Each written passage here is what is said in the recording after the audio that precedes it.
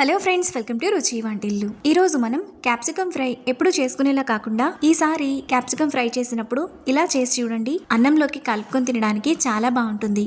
ఇంకా ఈ క్యాప్సికమ్ ఫ్రైని మనం చాలా సింపుల్ గా ఈజీగా ప్రిపేర్ చేసుకోవచ్చు. చాలా త్వరగా అయిపోతుంది. సో లేట్ చేయకుండా వీడియోలోకి వెళ్ళిపోదాం.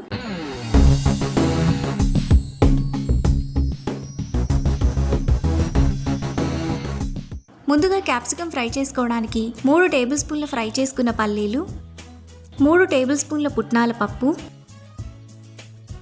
అర టీ స్పూన్ జీలకర్ర, 2 టేబుల్ స్పూన్ల ఎండు కొబ్బరి ముక్కలు వేసుకొని కొంచెం బరకగా మిక్సీ వేసుకోవాలి. ఇలా వేసుకున్న తర్వాత అందులో 6 వెల్లుల్లి రెబ్బలు వేసుకొని ఒకసారి మిక్సీ వేసుకోవాలి. పొడిని ఇలా వేసుకున్న తర్వాత పక్కన పెట్టుకోవాలి. ఇప్పుడు పావు కిలో క్యాప్సికమ్ను 3-4 సార్లు బాగా కడిగి ఇక్కడ చూపిస్తున్నట్టు ఈ విధంగా పైన తొడిమి తీసేసి లోపల గింజలన్నీ తీసేసుకోవాలి. క్యాప్సికమ్ అన్నింటినీ ఇలా చేసుకున్న తర్వాత పక్కన పెట్టుకోవాలి.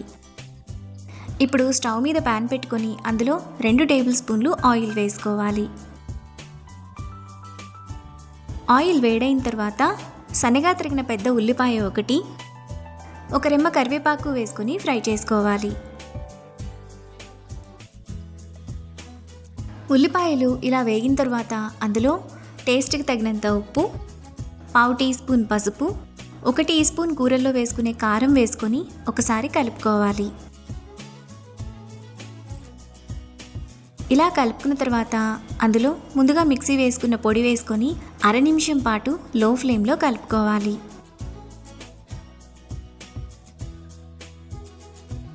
ఇలా కలుపుకున్న తర్వాత స్టవ్ ఆఫ్ చేసుకొని చల్లారనివ్వాలి. పొడి చల్లారిన తర్వాత క్యాప్సికంలో ఈ విధంగా స్టఫ్ చేసుకోవాలి. క్యాప్సికంలో పొడిని మరీ నిండుగా కాకుండా కొంచెం ఖాళీ ఉండేలాగా పెట్టుకోవాలి. ఇలా పెట్టుకుంటే క్యాప్సికం త్వరగా ఫ్రై అవుతుంది.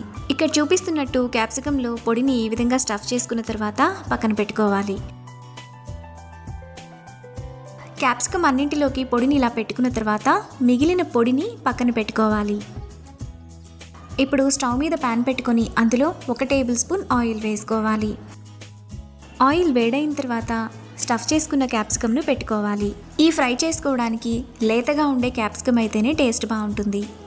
ఇప్పుడు పావు టీ స్పూన్ ఉప్పును ఈ విధంగా చల్లుకోవాలి. ఇప్పుడు మూత పెట్టుకొని మధ్య మధ్యలో కలుపుతూ క్యాప్సికమ్ను ఫ్రై చేసుకోవాలి. క్యాప్సికమ్ను లో ఫ్లేమ్లో మధ్య మధ్యలో కలుపుతూ ఈ విధంగా ఫ్రై చేసుకోవాలి. ఈ క్యాప్సికమ్ ఫ్రై మనకు అన్నంలోకే కాకుండా చపాతీలో తినడానికి కూడా బాగుంటుంది. క్యాప్సికమ్ ఈ విధంగా బాగా ఫ్రై అయిపోయిన తర్వాత అందులో 1 రెమ్మ కరివేపాకు, మిగిలిన పొడి వేసుకొని మరో అర నిమిషం పాటు లో ఫ్లేమ్లో కలుపుకోవాలి. మనకు చాలా టేస్టీగా క్యాప్సికమ్ ఫ్రై రెడీ అయిపోయింది. ఇప్పుడు ఈ క్యాప్సికమ్ ఫ్రైను అన్నంలోకి సర్వ్ చేసుకుంటే ఎంతో టేస్టీగా సింపుల్గా చేసుకునే క్యాప్సికమ్ ఫ్రై రెడీ.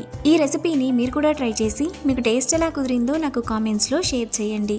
ఈ వీడియో కనుక మీకు నచ్చినట్లయితే లైక్ చేసి, షేర్ చేసి, సబ్స్క్రైబ్ చేయండి.